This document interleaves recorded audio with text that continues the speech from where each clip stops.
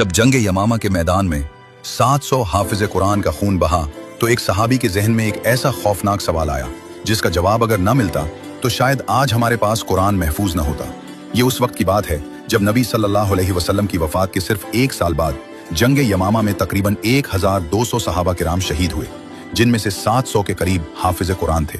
ये बात समझना जरूरी है कि उस जमाने में कुरान किसी एक किताब में नहीं था, वो बिखरे हुए मवाद पर लिखा हुआ था, जैसे खजूर की शाखों पर, चमड़े के टुकड़ों पर, पत्थर की सिल्लों पर, ऊंट या बकरी की हड्डियों पर, और सबसे बढ़कर सहाबा किराम के सीनों में महफूज था।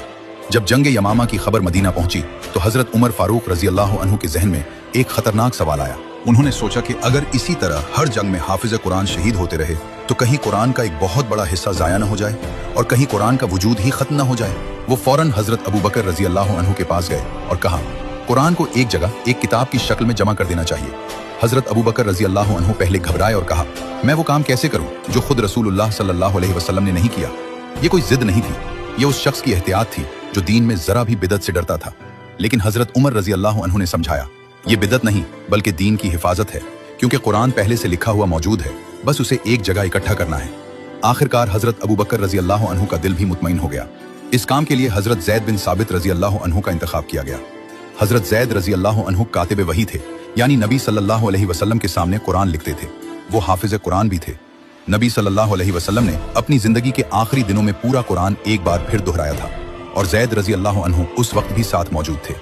जैद रजी अल्लाह अन्हु का तरीक़ेकार इंतहाई सख्त और मोहतात था। उन्होंने हर आयत के लिए 2 शर्तें लाजमी करार दी। पहली शर्त यह थी कि वो आयत नबी सल्लल्लाहु अलैहि वसल्लम के जमाने में लिखी हुई मौजूद हो, यानी कोई शख्स घर जाकर खुद से लिखकर न ले आए, बल्कि वो कागज, हड्डी या चमड़ा सामने रखो जिस पर उस वक्त लिखा गया था जब नबी सल्लल्लाहु अलैहि वसल्लम जिंदा थे। दूसरी शर्त यह थी कि कम से कम 2 सहाबा गवाही दें कि हमने ये आयत खुद अपने कानों से नबी सल्लल्लाहु अलैहि वसल्लम की ज़बान मुबारक से सुनी है। इन दोनों का एक साथ होना जरूरी था, तब जाकर वो आयत कुरान में शामिल की जाती थी। इस पूरे अमल में एक बहुत दिलचस्प वाकया पेश आया। जब सूरत तौबा की आखिरी 2 आयात की बारी आई तो पूरी तलाश के बावजूद वो आयत सिर्फ एक सहाबी हजरत अबू खुजैमा अंसारी रजी अल्लाह अन्हु के पास लिखी हुई मिली। अब मसला ये था कि शर्त 2 गवाहों की थी और तहरीर भी सिर्फ एक के पास थी।